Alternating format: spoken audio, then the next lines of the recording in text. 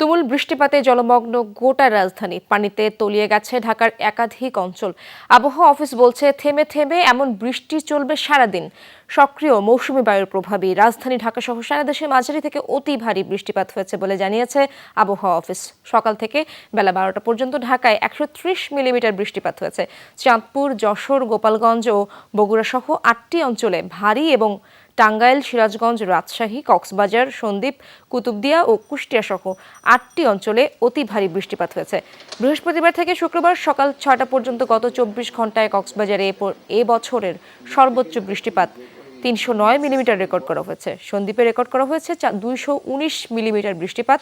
এর ফলে পাহাড় ধসের আশঙ্কা আছে বলেও জানিয়েছে আবহাওয়া অফিস। তাই সকলকে সতর্ক থাকার পরামর্শ দেওয়া হয়েছে। দেশের অধিকাংশ জায়গায় মাঝারি থেকে ভারী এবং কিছু কিছু জায়গায় ভারী এবং অতি ভারী বর্ষণ পর্যন্ত হয়েছে। আর ঢাকার মধ্যে আজকে সকাল 6টা থেকে দুপুর 12টা পর্যন্ত মোট বৃষ্টিপাতের পরিমাণ হচ্ছে 130 মিলিমিটার।